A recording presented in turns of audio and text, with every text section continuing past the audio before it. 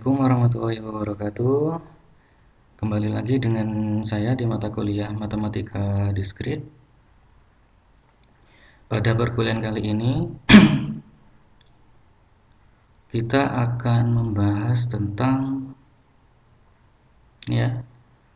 koefisien binomial dan prinsip sarang burung merpati.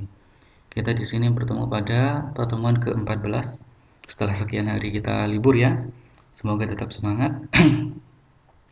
Oke, adapun tujuan pembelajaran pada pertemuan ke-14 ini yaitu yang pertama, mahasiswa mampu mengaplikasikan koefisien binomial dengan benar. Mungkin untuk koefisien binomial ini mahasiswa sebagian besar sudah tahu, cuma kita akan mengingat dan memperdalam lagi.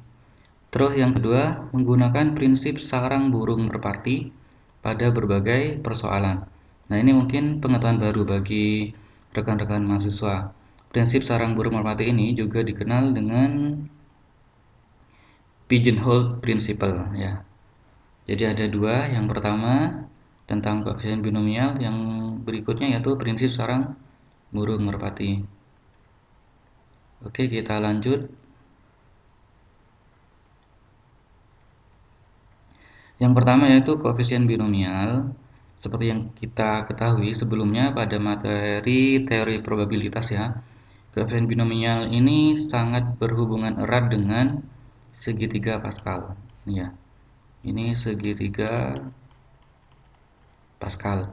Nah, koefisien ini bisa kita gunakan pada bentuk aljabar seperti ini. Jadi, misalkan X plus Y pangkat 1 sama dengan X plus Y. Berarti ini koefisiennya di sini ada 1, ini 1. Sehingga pada Pascal ini 1 ini koefisiennya lah. Untuk koefisien binomial ini secara umum dapat dibentuk menjadi seperti ini. Jadi ini ya, kalau misalkan kita jabarkan X plus Y pangkat 2 sama dengan ini. X plus Y pangkat 3 sama dengan ini. Sehingga di sini kita peroleh koefisiennya ini 1, 2, 1. Ketemu ini. Sehingga ini membentuk segitiga Pascal di sini. Nah, segitiga Pascal ini dapat kita jabarkan ya dengan aturan seperti ini. Jadi misalkan ada X plus Y pangkat N, suku pertama adalah X pangkat N. Jadi yang X ini. Dan suku terakhirnya adalah Y pangkat N. Pada setiap suku berikutnya, pangkat X, pangkatnya X ini selalu berkurang 1, sedangkan pangkat Y bertambah 1. Untuk setiap suku, jumlah pangkat X dan Y adalah N. Jadi ini, seperti ini. Ini kan pangkat 3. Berarti ini pangkatnya 3, terus ini berkurang 1, Y-nya nambah 1, ini berkurang 1 lagi nambah. Dan kalau di total, pangkatnya ini, kalau di total adalah selalu 3. Nah, koefisien untuk X pangkat N min K, Y pangkat K, yaitu suku ke K plus 1 adalah C kombinasi dari NK, atau bilangan kombinasi NK ini disebut dengan koefisien binomial ya. Ingat, jadi di sini suku ke K plus 1. Jadi misalkan ini kan K-nya berapa ini? Ini kan K. K sama dengan 1. Sehingga ini adalah suku kedua, karena di sini pangkatnya 1. Berarti K plus 1 ini ya, sehingga sama dengan 2. Ini suku kedua. Sehingga ini adalah suku ke-1, suku kedua, suku ketiga, suku keempat, dan suku kelima, dan suku ke-6. Sehingga ada 6 suku. Jadi itu aturannya untuk segitiga untuk koefisien binomial. Sini bisa dibaca sendiri ya. Berikutnya dari di atas dapat kita simpulkan ya. Di sini apabila ada bentuk X plus Y pangkat N, maka penjabarannya itu adalah kombinasi dari N diambil 0 pangkat N, kombinasi dari N1, N diambil 1 dan N-nya dikurangi 1, ini 1, dan seterusnya. Nah, bentuk ini dapat kita jabarkan secara umum, yaitu adalah sigma K dari 0 sampai N, di mana kombinasi n k dikali dengan x pangkat n min k dikali dengan y pangkat k. Nah, ini yang dinamakan dengan apa? Teorema binomial. Jadi dapat dilihat ya di sini. Ini kenapa kok kombinasi n diambil 1? Ada yang tahu? Ini kenapa kok kombinasi n diambil 0? Adakah yang tahu? Lah di sini ini kombinasi n diambil 1, di sini kan ini ya. Sehingga di sini n diambil 1, kan pertamanya adalah n diambil 1. Berarti kalau misalkan kita jabarkan nanti ada sekian bentuk dari x dan y yang pangkatnya ini, gitu. Jadi kombinasi ini misalkan kita buat contoh ya, misalkan x plus y pangkat 2 atau pangkat 3.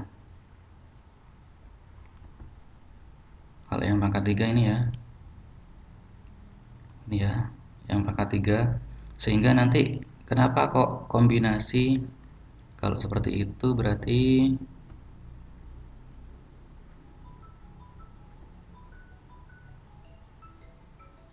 ini adalah kombinasi berapa berarti? N-nya kan 3. Diambil 1. Kombinasi 3 1. Berarti berapa? Kita tulis sini aja ya. Kombinasi 3 diambil 1 berarti 3 faktorial per 2 faktorial 1 faktorial sama dengan 3. Berarti bentuk x kuadrat y itu ada sebanyak 3 nanti, tambah x kuadrat y tambah x kuadrat y, sehingga sama dengan 3x kuadrat y, sehingga bentuknya jadi ini.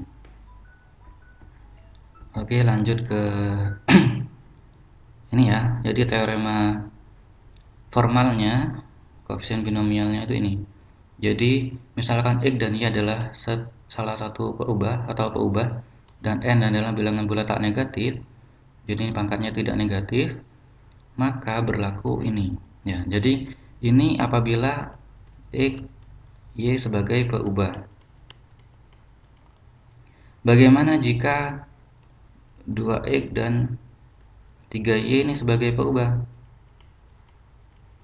Maka bentuknya ini juga berubah. Jadi misalkan ini ya 2x 3y, berarti ini 2x dikurung n min k dikali dengan 3y dikurung pangkat k, sehingga ini menyesuaikan.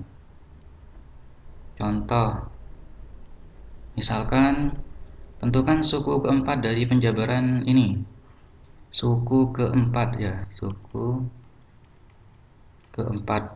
Suku keempat berarti kan k plus 1. Berarti kita cari yang k-nya berapa? Berarti 4 sama dengan k plus 1. Berarti k-nya sama dengan 3 ya. Sehingga kita cari yang pangkatnya 3 untuk k, untuk yang y. Ya di sini sehingga kita ambil kombinasi dari 5 3. 5 dari mana? Dari ini ya, pangkat tertingginya, pangkat awalnya 53 dikali dengan peubah yang pertama. Peubah pertama adalah x, peubah yang kedua adalah min y. Kalau ini pangkat 3, berarti ini pangkat total jumlahnya adalah sama dengan 5, berarti ini 2 ya. Sehingga kita peroleh kombinasi 5 3 dari x pangkat 2 dikali dengan min y pangkat 3, sehingga ini tinggal mencari kombinasinya, dan pangkat ini pangkat 3, atau kita hitung aja 5 faktorial per 2 faktorial 3 faktorial x kuadrat min ini dikali ya y pangkat 3. Karena ini pangkatnya ganjil dan ini negatif, maka hasilnya adalah negatif, sehingga ini kita peroleh 5 kali 4 kali 3 faktorial, sehingga ini coret ini 2, sehingga ketemu min 10 x kuadrat y pangkat 3. Oke, berikutnya masuk ke materi prinsip sarang burung merpati. Mungkin ini yang baru ya bagi kalian.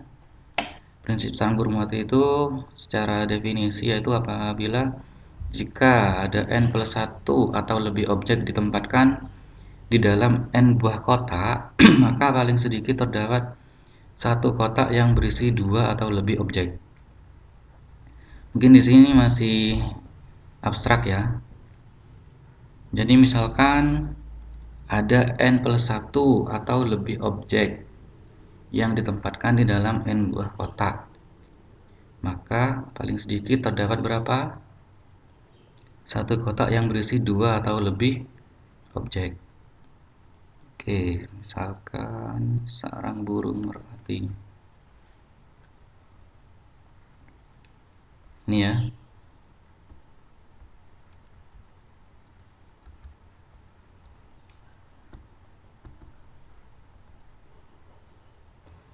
Misalkan ada 10 burung atau lebih ditempatkan dalam 9 kotak. Ya. Maka paling sedikit ada berapa kotak yang berisi 2 atau lebih? Ini kan ada 10 ya, berarti di sini ada 1 kotak. Gitu. Itu gambaran singkatnya. Jadi misalkan ada n plus 1 atau lebih objek ditempatkan dalam n buah kotak, maka paling sedikit terdapat 1 kotak yang berisi 2 atau lebih objek ya. Bukti misalkan di sini misal tidak ada kotak yang berisi lebih dari 2 objek, maka total jumlah objeknya paling banyak adalah n. Sehingga ini kontradiksi dengan objek paling sedikit adalah n plus 1. Jadi bukti ini ya, bukti menggunakan kontradiksi. Di sini di awal kan ada n plus 1 atau lebih objek. Akan kita buktikan di sini misal paling banyak itu adalah n objek, maka total objeknya ya, total objeknya adalah sebanyak n. Nah, ini kontradiksi dengan total objeknya adalah n plus 1 atau lebih. Sehingga yang benar adalah ini. Teorema ini, n plus 1 objek ditempatkan, maka terdapat paling sedikit satu kotak yang berisi 2 atau lebih. Karena di sini di pembuktian tidak ada kotak yang lebih, berarti intinya di sini ya tidak ada kotak yang lebih dari 2 objek. Intinya kan hanya ada satu objek. Sehingga paling banyak adalah n. Ini kontradiksi. Contoh misalkan dari 27 mahasiswa paling sedikit ada 2 orang yang namanya diawali dengan huruf yang sama. Kita buktikan aja di kelas kalau misalkan ingin dibuktikan. Jadi ini contoh pembahasannya ya. Jadi 27 huruf awalan mahasiswa ini sebagai merpatinya. Nah, terus di sini kan diawali huruf yang sama, berarti kita berbicara alfabet. Alfabet itu ada 26.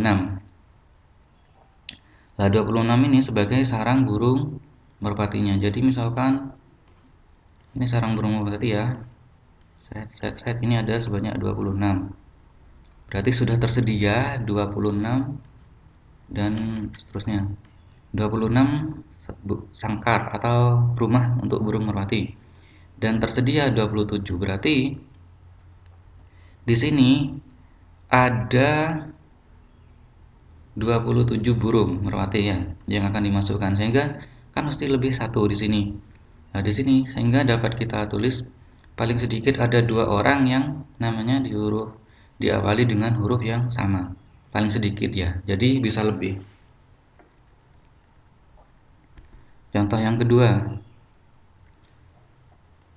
Misalkan terdapat banyak bola merah terdapat banyak bola merah, putih, dan biru dalam sebuah kotak. Berapa paling sedikit jumlah bola yang diambil dari kotak tanpa melihat ke dalam kotak untuk menjamin bahwa sepasang bola berwarna sama telah terambil. Sehingga di sini kan dalam kotak ini banyak sekali bola. Tapi di sini ada berapa warna? Merah, putih, dan biru. Ada 3 warna. Yang kita tanyakan di sini paling sedikit jumlah yang diambil dari kotak tanpa melihat untuk menjamin bahwa sepasang bola berwarna sama. Nah, di sini 3 warna bola ya, sehingga N-nya adalah 3, sehingga sarangnya itu ada 3. Ini sebagai sarang. Minimal pengambilan ada berapa minimal pengambilannya? N plus 1. Dari mana N plus 1? Dari mana N plus 1? Ini menggunakan prinsip sarang burung merpati ya, sehingga minimal pengambilan di sini ada 3 warna bola ya. 3 warna bola berarti untuk ini paling sedikit jumlah bola yang diambil dari kotak untuk menjamin bahwa sepasang bola berwarna sama telah terambil. Di sini untuk menjamin sepasang bola ya. Sepasang bola berwarna sama telah terambil. Ada 3 warna. Sehingga minimal pengambilannya ada berapa? Jadi kalau misalkan ada 3 warna, minimal pengambilan misalkan pengambilan pertama warnanya merah. Pengambilan kedua warnanya putih. Pengambilan berikutnya adalah biru. Pengambilan keempat misalkan kita ambil putih, sehingga di sini sudah terambil sepasang bola berwarna putih. Sehingga di sini minimal pengambilannya adalah N plus 1. Ya. N plus 1 dari mana? Ini kan ada 3 angka berdasarkan prinsip sarang burung merpati itu ada minimal N plus 1 atau lebih supaya berulang, sehingga jadi pengambilan minimalnya adalah 4 pengambilan. Di sini kan ditanya paling sedikit jumlah bola yang diambil berapa gitu kan. Oke, biar lebih paham lagi. Nih ya, contoh 3. Sebuah turnamen basket diikuti oleh N buah tim. Jadi ada N tim. Dengan setiap tim bertanding dengan setiap nilainya, dan setiap tim menang paling sedikit 1 kali. Nah, paling sedikit ada berapa tim yang memiliki jumlah kemenangan yang sama? Di sini ada N tim, ini sebagai merpati, terus macam-macam kemenangannya kan. Ada kemenangan ke-1, kemenangan kedua, sampai kemenangan ke N-1. Karena tidak bertanding dengan dirinya sendiri kan ya. Sehingga ini adalah sarangnya. Misalkan ada 10 tim, maka macam-macam skor kemenangannya adalah 1 sampai 9. Minimal ada 1 tim yang sama dengan 1 tim yang lain. Bisa dipahami nih? Minimal ada 1 tim yang sama dengan 1 tim lain. Sehingga jadi paling sedikit ada 2 tim dengan skor yang sama.